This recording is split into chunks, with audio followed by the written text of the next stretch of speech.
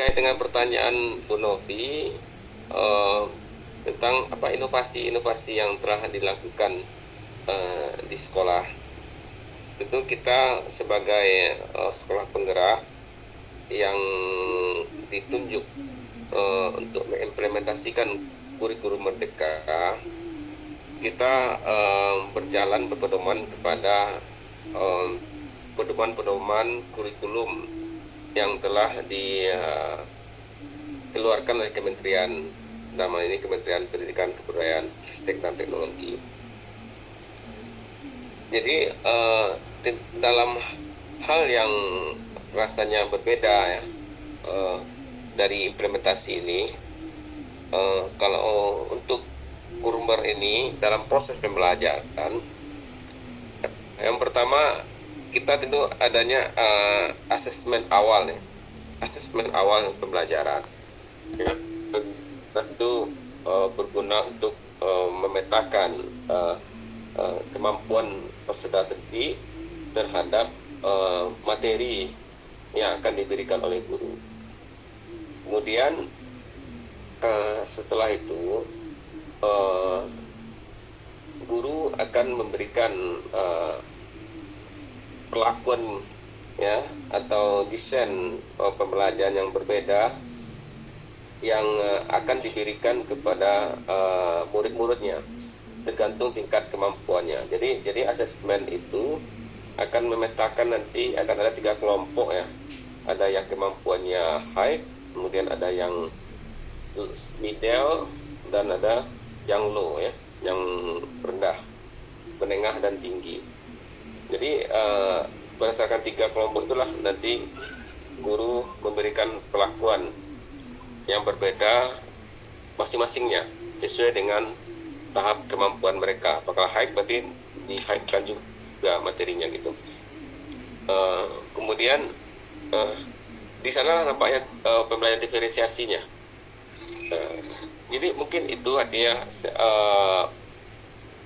hal yang kita laksanakan. Saya tidak berkata ini apakah sesuatu yang inovasi atau apa. Jelas kita mencoba menjalankan berdasarkan pedoman yang diberikan oleh Kementerian terkait dengan proses pembelajaran. Itu mungkin sementara. Baik, terima kasih Pak Azra. Jadi adanya asesmen awal ya. Nanti juga akan dilanjutkan pertanyaan dari teman-teman terkait SAPRAS, atau ada tidak trik pembelajaran yang agak berbeda yang sudah dilakukan oleh teman-teman di kelas dari kurikulum sebelumnya, Pak, yang Bapak ketahui. Jadi kan gini. Jadi sekarang kan siswa itu kan lebih aktif ya, kan guru hanya sifatnya fasilitator. Iya. Selamat bergabung Mbak Bait. Ini Pak Azra, Mbak Bait juga dosen di Universitas Mataram. Iya, selamat bergabung Mbak Bait. Silahkan lanjut Pak Azra. Selamat pagi, mohon maaf nih terlambat. Nggak apa-apa Mbak, silahkan. Jadi apa tadi lupa? Jadi tadi Mbak Awal dan rekan-rekan juga sudah diawali pertanyaan tadi. Pertama, apa sih bentuk inovasi yang sudah dilakukan? Karena ini Pak Azral ini memimpin salah satu sekolah penggerak yang ada di Kota Pariaman angkatan kedua. Kita hampir tim kerja ya Pak ya, Pak Azral. Jadi pertanyaan tadi, apa inovasinya? Pak Azral udah mengawali, teman-teman di kelasnya udah melakukan asesmen diagnostik ya. Yang pertanyaan selanjutnya yang diberikan, apa trik atau treatment yang sudah dilakukan teman-teman yang agak berbeda dari kurikulum sebelumnya yang dilakukan di kelas? Sekarang Pak Azral sedang menjawab itu sih. Silahkan lanjut Pak Azral. Ya, saya melihat di kelas itu artinya kawan-kawan itu lebih leluasa, artinya anak-anak lebih banyak melakukan kegiatan-kegiatan praktek ya, kemudian baik itu di dalam kelas maupun di luar kelas ya. Seperti yang kemarin saya melihat ada di kelas 4A itu, mereka ada membuat ini bukan di luar proyek ya, tapi mereka membuat apa semacam karya di yang bahannya itu ada dari kain, kemudian mereka beri warna-warna, jadi berwarna macam-macam sehingga menghasilkan suatu karya yang indah ya. Saya lupa namanya apa, tapi saya pikir anak-anak sangat semangat kalau diberi aktivitas ya yang tidak sekedar mereka mendengarkan ceramah dari guru, tapi bagaimana mereka aktif, kreatif, bekerja ya dalam proses, terlibat aktif lah dalam proses pembelajaran itu. Ya, menarik sekali. Silakan dari Mbak Febri atau Mbak Baik dan Mbak Awal, kita berikan pertanyaan kepada Bapak Kepala Sekolah kita ini.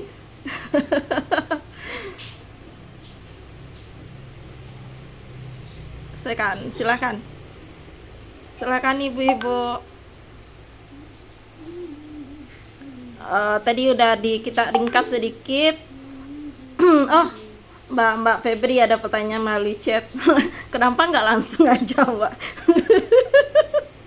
Oke, saya izin memberikan pertanyaan melalui chat. Silahkan Mbak Febri.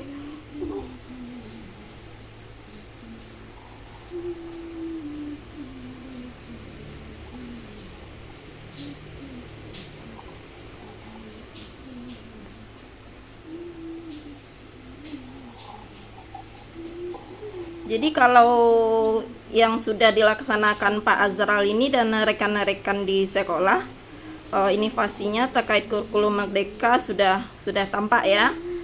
Adanya pembelajaran bereferensiasi, kemudian adanya di dalam intrakurikulernya ada action yang diberikan ya, sehingga siswanya aktif dalam proses pembelajaran.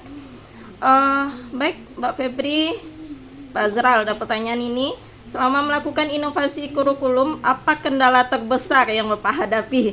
Kemudian solusi yang pernah Bapak lakukan dan pihak apa saja yang terkait Bapak? Silakan. Ya, gini, awal-awal kita kurmer, jadi namanya kendala yang pertama adalah kita tidak mendapatkan sumber belajar yang sesuai yang kita harapkan lah. Itu artinya awal-awal itu kita, saya masih ingat tuh pandemi COVID masih berlangsung 2021 ya. 2022 ya? Awal kita 2021 ya? Kalau kita DSK kan di tahun 2022 Januari. Waktu kita online sama Pak itu? Di bulan Mei Juni. Jadi gini, kita sebagai akan melaksanakan kurikulum merdeka waktu itu, kita rasa tidak mendapatkan pembekalan yang maksimal waktu itu, sehingga kita agak-agak sulit juga, bingung juga bagaimana mengimplementasikan kurikulum merdeka tersebut.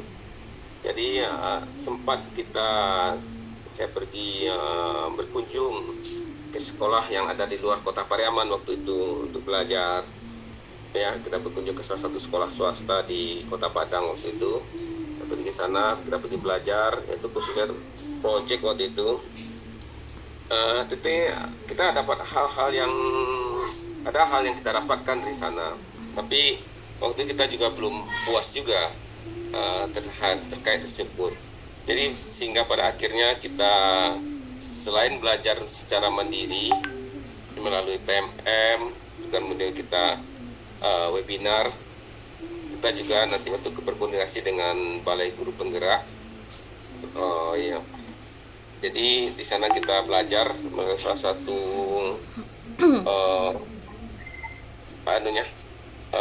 istilahnya tuh narasumber ya. Jadi akhirnya kita bisa belajar bersama salah satu dari mereka, dan kita dapat banyak pencerahan lah ketika itu, sehingga kita menjalankan kurikulum ini gitu sesuai dengan sekolah saat ini lah. Itu mungkin Ibu.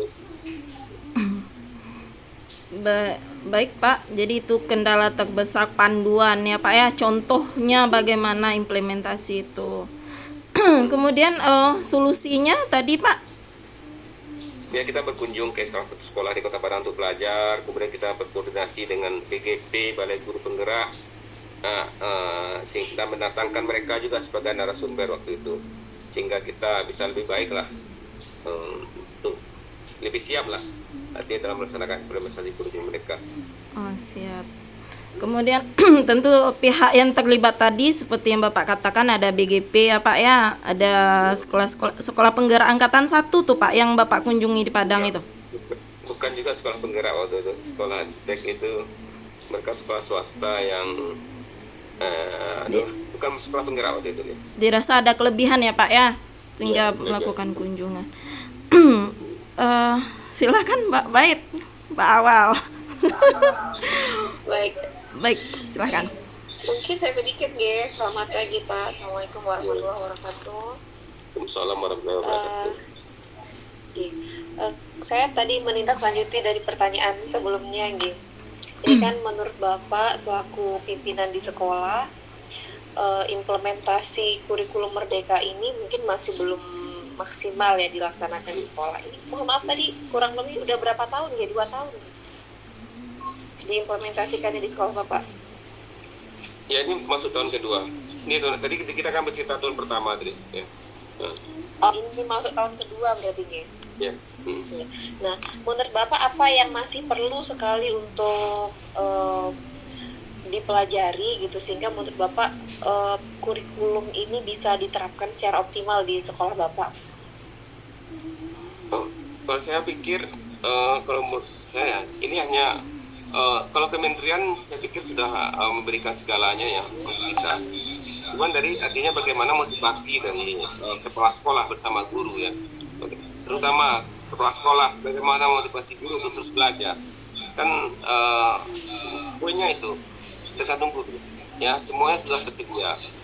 Kementerian sudah menyediakan PMM untuk belajar, sudah banyak webinar, kemudian semuanya bisa belajar di YouTube segala macam. Jadi saya pikir hanya ini juga kendala saya di sekolah ya, bagaimana saya bisa meyakinkan kawan-kawan memotivasi ya untuk belajar untuk lebih baik, untuk bagaimana membuat perencanaan pembelajaran lebih baik, kemudian melakukan refleksi setelah proses pembelajaran. Itu saya pikir yang harus kita perkuat. Oke, baik. Berarti dukungan dari kementerian, dari pemerintah itu menurut Bapak sudah cukup ya untuk memfasilitasi guru-guru kita. Hanya saja memang penguatan kembali ya untuk guru-guru kita mungkin secara internal atau secara eksternal dari Bapak sendiri maupun stakeholder yang lain yang ada di daerah untuk guru-guru kita agar mau dan mampu gitu. Mungkin ya guru-guru juga sudah mau, tapi ya dari segi pengalaman biasanya kan butuh banyak latihan begitu Pak Gi, sehingga kurikulumnya ini bisa diterapkan optimal, pun juga bisa ada inovasi lagi ketika menerapkan kurikulum itu. Begitu gitu. Saya dikonfirmasi. Terima kasih Pak. Kemudian tadi saya ingin tanya, menurut Bapak inovasi yang sudah dilakukan selain tadi ada proyek ya di kelas-kelas yang diimplementasikan ke siswa kita, mungkin di ekstrakurikulernya sudah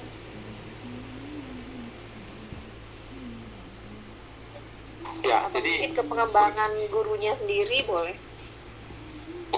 jadi gini, kurikulum ini kan muara akhirnya bagaimana mewujudkan profil pelajar Pancasila, kan itu. Profil Pancasila itu kan ada terdiri dari 6 dimensi, ada bertakwa dan beriman kepada Tuhan Yang Maha Esa, berpikir kritis, mandiri, gotong royong, apalagi Bu Nopi yang apa gitu, namanya. Jadi kan muaranya ke sana. Makan roti manis ya Pak ya.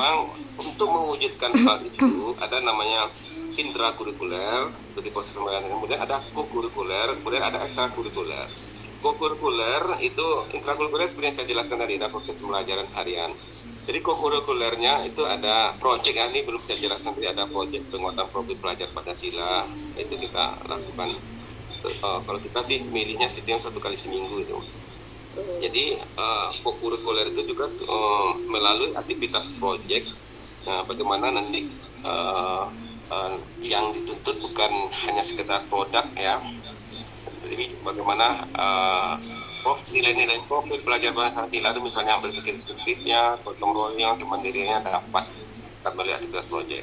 Kemudian ekstrakurikuler, artinya kita di ekstrakurikuler dalam rangka mendukungkan itu kita ada melakukan berbagai macam jenis ekstrakurikuler di sekolah kita.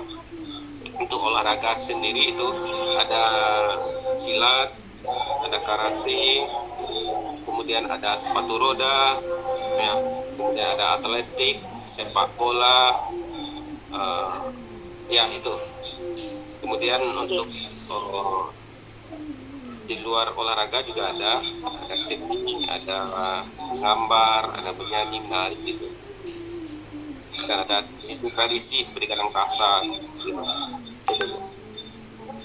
Baik, kalau dari ekstrakurikulernya tadi sendiri Pak didampingi oleh siapa? Guru di sekolah atau mendatangkan pihak lain? Ada yang guru dari sekolah seperti menggambar itu guru dari sekolah. Kemudian untuk olahraga itu kita mendatangkan di luar atletik dan renang itu kita guru sendiri, di luar selebihnya kita datangkan tenaga dari luar. Oke, berarti kan ini sudah ada jaringan kita dengan pihak lain di luar sekolah untuk meningkatkan kapasitas siswa atau membangun tadi profil apa yang kita inginkan dalam siswa kita gitu ya, peserta didiknya. Nah, sedikit lagi Pak kaitannya dengan itu, kan kalau di kurikuler atau kokurikuler itu sudah jelas gitu, ada muatan capaian pembelajaran apa yang diharapkan gitu dari siswa kita setelah belajar ini. Nah, di ekstrakurikuler itu sendiri ada tidak rancangannya untuk setiap ekstrakurikuler ini tujuannya apa gitu, kemudian target yang ingin dicapai dari ekstrakurikuler itu apa untuk siswanya gitu. Atau mungkin bagaimana gitu diatur agar ekstrakurikuler ini juga bisa kaitannya itu mencapai capaian pembelajaran diharapkan untuk siswa gitu, atau ada nilai-nilai yang ditanamkan gitu. Apakah itu ada dokumennya untuk menjelaskan itu atau sesuai dengan minat siswa saja? Ya, jadi sesuai dengan tadi tujuan dari kurmer itu mencapai profil pelajar Pancasila. Jadi melalui ekstrakurikuler kita mencoba mengejar mencapai dimensi. Salah satunya kita harapkan adalah bagaimana menjadi melalui aktivitas itu melatih kemandirian anak-anak. Kemudian bagaimana dia bergotong royong, bekerja sama dengan teman-temannya, ya, melalui aktivitas ekstrakurikuler tersebut. Jadi bela diri misalnya, itu bagaimana melatih anak-anak itu bisa menjaga dirinya jika terjadi ancaman, itu kan bagian dari kemandirian. Kemudian bagaimana juga bisa melatih kreativitas anak dengan aktivitas seni tari segala macam, itu kan bagian dari kreativitas, itu kan bagian dari dimensi dari profil pelajar Pancasila itu. Baik, terima kasih Pak. Untuk evaluasinya sendiri Pak, kalau di sekolah yang Bapak lakukan itu apakah berkala misalnya gitu ya, kaitannya dengan dokumen persiapan pembelajaran yang dilakukan oleh guru, kemudian proses pembelajaran oleh guru dan siswa itu bagaimana, sampai ke evaluasi formatif sumatif, apakah itu tetap dipantau Pak? Dan misalnya iya, berapa periode sekali pemantauan itu dilakukan di sekolah? Kalau saya sih sifatnya di sekolah saya tidak punya jadwal, saya sifatnya sidak-sidak aja, monitoring, mendadak monitoring, hari ini saya mau monitoring kemana, saya masuk, saya cek itu, saya seperti itu, tidak, artinya itu rata-rata kan itu ada, rata-rata kan itu diminimalkan sekali sebulan itu ada, saya selalu berkeliling kelas memonitor proses pembelajaran. Itu. Kalau untuk aktivitas gurunya sendiri Pak, pernah enggak guru kalau Bapak kelasnya paralel atau satu-satu gitu? Paralel dua-dua. Itu satu apa arti paralel? Oh iya, Bapak paralel. Enggak, satu aja. Oh, satu aja. Satu aja. Bapak paralel Pak, 1A 1B Pak. Pak Azral paralel 1A 1B kan? paralel namanya tuh. Iya, Oh, di kelas paralel. 1 itu ada 2. Kelas Iya. 2 ada 2. Iya. Nah, paralel namanya. Oh, gitu. Iya. Oh, berarti paralel. Pernah tidak Semuanya Pak? datang pagi, nggak ada datang siang. Maaf. Semua datang pagi, nggak ada datang siang. Kelas Datang pagi semua. Bu maksudnya Bu Bait. Oh, gitu.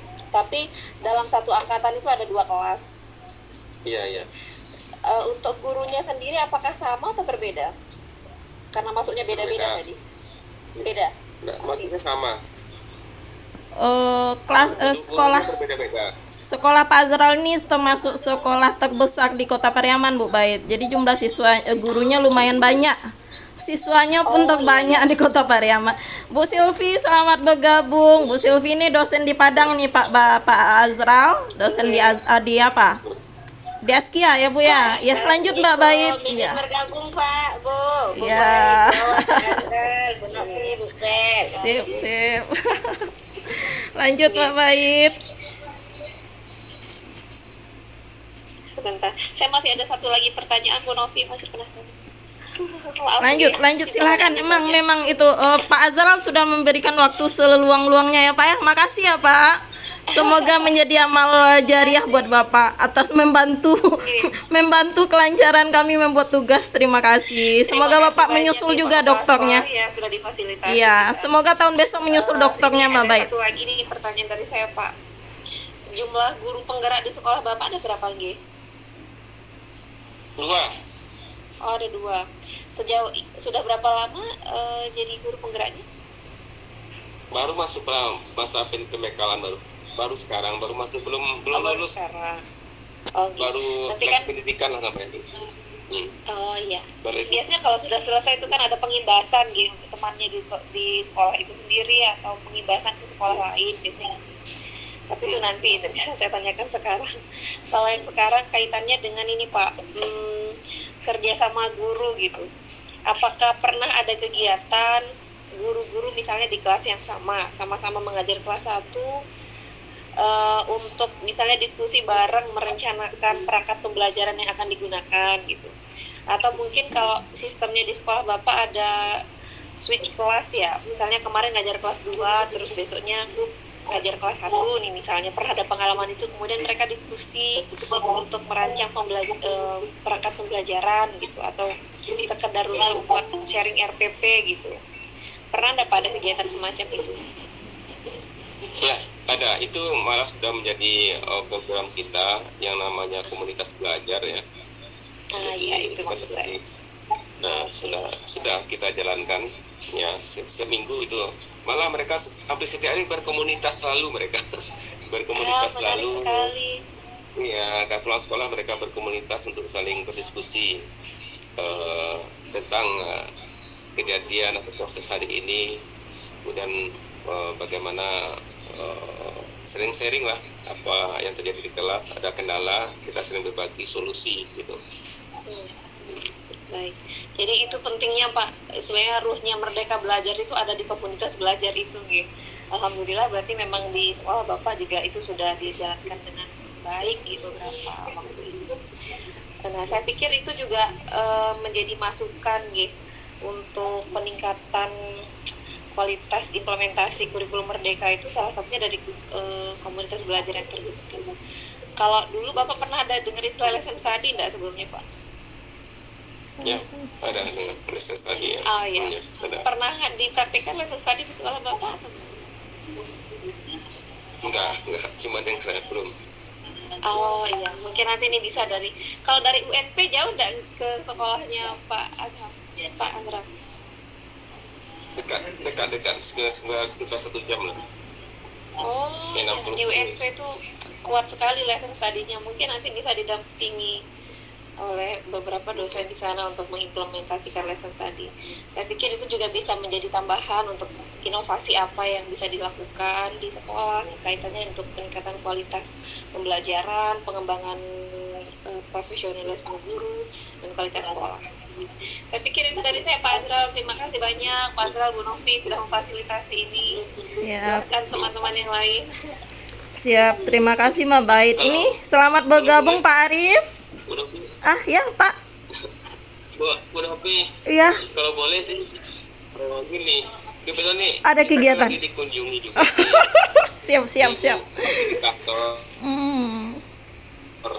sekolah penggerak Siap, lagi siap, siap. mengunjungi kita. Maaf. Beliau tadi observasi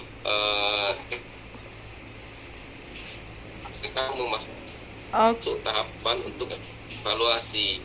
Oke.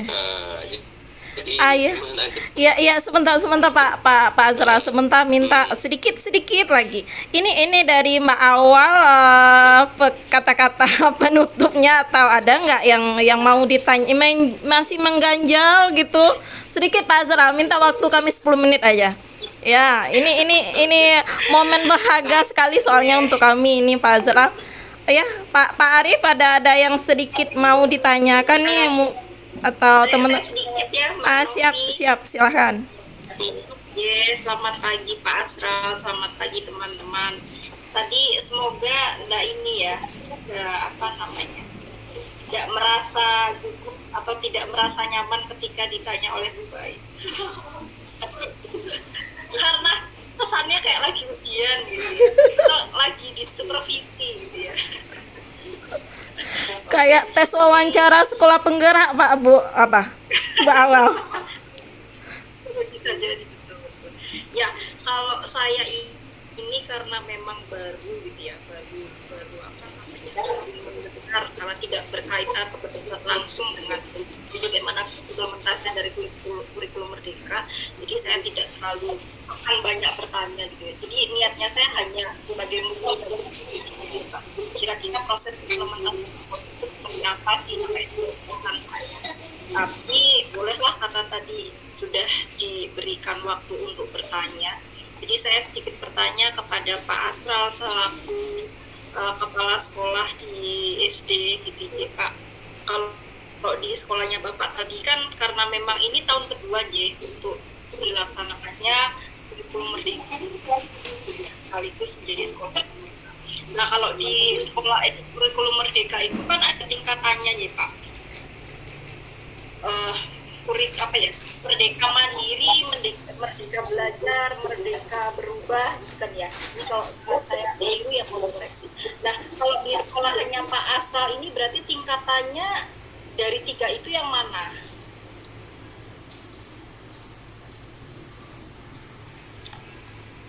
Bisa ya, terdengar ya Mbak Novi. Iya Pak Azra. Ya Pak Azral. Ya Pak Azra, ini sekolah Bapak termasuk yang mandiri ya, Bu Novi ya, kan kalau sekolah penggerak ini merdeka mandiri ya. ya betul. Ya. Merdeka mandiri dan kita dituntut untuk berbagi Pak. Iya. Merdeka mandiri berarti ya. Iya.